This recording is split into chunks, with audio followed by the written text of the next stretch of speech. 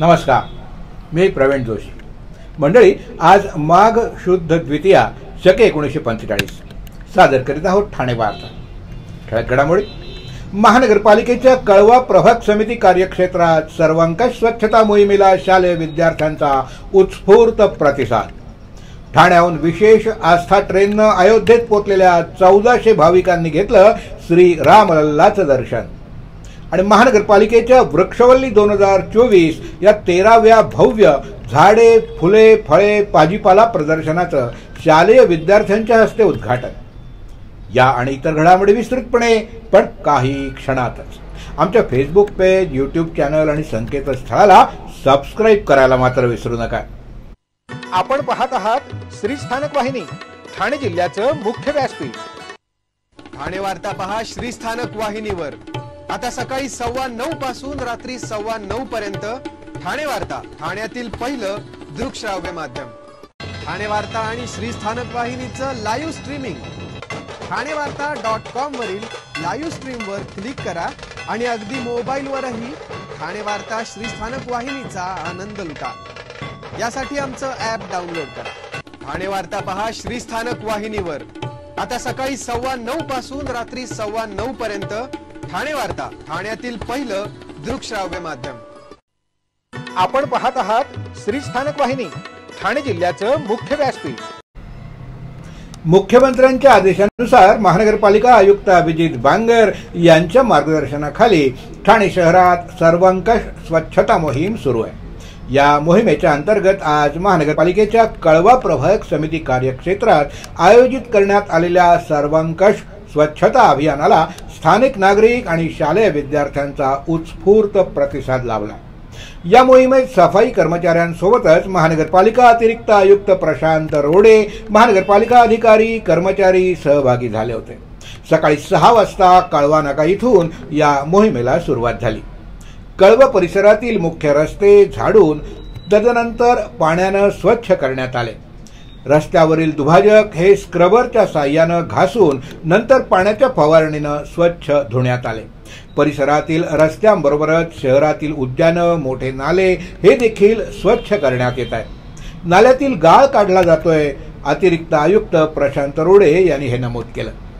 कळवा परिसरातील सर्वंकष स्वच्छता मोहिमेत कळवा नाका परिसर, बेलापूर रोड, कळवा साकेत, नक्षत्र गार्डन घाट, मनीषा नगर परिसर गेट नंबर 2, मनीषा नगर, स्मशानभूमी, शास्त्रीनगर, सत्संग भवन, कळवा प्रभाग समिती कार्यालयात, घड्याळ चौक, कळवा स्टेशन पूर्व, चिंधी नाला, सह्याद्री शाळा परिसर, खारेगाव नाका सर्कल, पारसिक नगर, रघुकुल परिसर, बाळाराम पाटील चौक आणि त्याचा परिसर, रेतीबंदर विसर्जन घाट, बेलापूर रोड, गणपतीपाडा, बेलापूर रोड, सूर्यानगर, पर्यांचं मैदान, विसर्जन घाट, विटावा कोळीवाडा, भोजनगर, भोलानगर, वाघोबानगर, कळवा नाका सर्कल, स्वर्गीय आनंद दिघे उड्डाणपूल परिसर, आतकोणेश्वर नगर आणि परिसर, पौडपाडा, इंदिरानगर, कळवा न्यू मार्केट या परिसरातील स्वच्छता करण्यात आली. ठाण्याहून विशेष आस्था ट्रेननं अयोध्येत पोचलेल्या 1400 भाविकांनी काल संध्याकाळी श्री रामलल्लाचं दर्शन घेतलं. तब्बल 500 वर्षानंतर श्रीराम जन्मभूमीवर साकारलेल्या मंदिरात दर्शन घेताना भाविक गहिवरून गेले होते. बालक रामाचं रूप पाहून अनेकांच्या डोळ्यात आनंदाश्रू उभे राहिले. या भाविकांची प्रदेश भाजपच्या माध्यमातून आमदार निरंजन डावखरे यांनी अयोध्येत व्यवस्था केली होती. भाजपतर्फे श्रीरामाच्या दर्शनासाठी सोडण्यात आलेल्या ठाणे लोकसभा मतदारसंघातील भाविकांच्या अयोध्या आस्था विशेष ट्रेनला ठाण्यातून जय श्रीरामच्या गजरात बुधवारी रात्री हिरवा झेंडा दाखवण्यात आला. सुमारे 35 तासांच्या प्रवासानंतर अयोध्येतल्या सालारपूर रेल्वे स्थानकात गाडी पोहोचली. या गाडीतील भाविकांचं आमदार निरंजन डावखरे यांनी अयोध्येत स्वागत केलं. त्यानंतर या भाविकांची निवास आणि भोजन व्यवस्था करण्यात आली. या भाविकांनी काल संध्याकाळी श्री प्रभू रामाचं दर्शन घेतलं. त्यानंतर हनुमानगढी इथं श्री हनुमंताचं दर्शन घेऊन प्रार्थना देखील केली. शरयू नदीच्या तीरावर संध्याकाळी उशिरा झालेल्या महाआरतीला आमदार निरंजन डावखरे यांच्यासह ठाण्यातील सर्व भाविक सहभागी झाले होते. प्रसन्न वातावरणात झालेल्या या महाआरतीच्या वेळी अपूर्व जल्लोष आणि श्रीरामनामाचा गजर करण्यात आला. या सर्व भाविकांची भाजपच्या प्रदेश कार्यालयाच्या टीमनं निवास, भोजन आणि वाहतूक व्यवस्था केली होती. यापुढील घडामोडी एका छोट्याशा ब्रेक नंतर. कुठे जाऊ नका, पाहत रहा फक्त ठाणे वार्ता. ठाणेकर मालमत्ता करदात्यांसाठी करातील व्याज माफी अभय योजना 31 डिसेंबर 2023 पर्यंत मालमत्ता करावरील 100% व्याज माफ. तसेच 1 जानेवारी ते 15 जानेवारी 2024 या कालावधीमध्ये मालमत्ता करावरील 75% व्याज माफ. त्याचप्रमाणे 16 जानेवारी ते 31 जानेवारी 2024 या कालावधीमध्ये मालमत्ता करावरील 50% व्याज माफ. तरी सदर व्याज माफीच्या अभय योजनेचा ठाणेकर करदात्यांनी लाभ घ्यावा. महानगरपालिकेच्या कोणत्याही संकलन केंद्रावर कर भरण्याची सोय आहे. एटीएम, डेबिट, क्रेडिट कार्डद्वारे कर भरण्याची सुविधा उपलब्ध करून देण्यात आली आहे. सोमवार ते शनिवार या दरम्यान सकाळी 10:30 ते सायंकाळी 5 वाजेपर्यंत संकलन केंद्राची वेळ असून करदात्यांच्या सोयीसाठी रविवारी संकलन केंद्र सकाळी 10:30 ते दुपारी 1:30 वाजेपर्यंत सुरू ठेवण्यात येत आहेत. यासोबतच ठाणे महानगरपालिकेच्या propertytax.thanecity.gov.in या संकेतस्थळावर ऑनलाईन पद्धतीने मालमत्ता कर भरण्याची सुविधा उपलब्ध करून देण्यात आली आहे. तसेच गुगल पे, फोन पे, पेटीएम आणि भीम ॲपद्वारे आपला कर सुलभतेने जमा करू शकता. ठाणे महापालिका क्षेत्रातील सर्व करदात्यांना विनंती आहे की आपण या व्याज माफी अभय योजनेचा जरूर लाभ घ्या आणि आपला मालमत्ता कर लवकरात लवकर महापालिकेमध्ये जमा करून महापालिकेस सहकार्य करा. ब्रेक नंतर आपलं पुन्हा एकदा स्वागत. ठाणे महानगरपालिकेच्या वृक्षावल्ली 2024 या 13व्या भव्य झाडे, फुले, फळे, भाजीपाला या प्रदर्शनाचं उद्घाटन शालेय विद्यार्थ्यांच्या हस्ते करण्यात आलं. प्रदर्शनाच्या पहिल्याच दिवशी नागरिकांनी प्रदर्शनाला तुफान गर्दी केली असून हे प्रदर्शन रेमंड रेस ट्रॅक इथं आयोजित करण्यात आलं आहे. यावेळी उपायुक्त मिताली संचेती, वरिष्ठ उद्यान अधीक्षक केदार पाटील हे उपस्थित होते. या प्रदर्शनात कुंड्यांमधील शोभिवंत पानांची झाडं, झुडपं, कुंड्यातील शोभिवंत फुलझाडं, वामन वृक्ष, आमरी ऑर्किड्स, कुंडीतील वृक्ष, हंगामी फुलं, दांडीस, कट फ्लॉवर इतर असे एकूण 22 विभाग आणि पोट विभाग आहेत. त्याचबरोबर शहरातील उद्यानं आणि बागांच्या स्पर्धा देखील आयोजित करण्यात आल्या असून यामध्ये लहान मोठ्या अशा एकूण 250 स्पर्धकांनी भाग घेतलाय.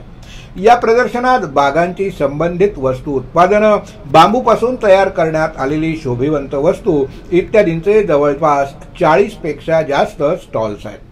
प्रदर्शनामध्ये लायन्स क्लब, मध्य railway, Mahim nature park, MCHI, Lodha group, Hiranandani group आणि इतर तसंच 70 ते 80 संस्था आणि नागरिक यांनी या प्रदर्शनाला भाग घेऊन देखावे तयार केलेत. या प्रदर्शनात ठाणेकर नागरिकांनी भेट द्यावी असं आवाहन आयुक्त अभिजित बांगर यांनी केलंय.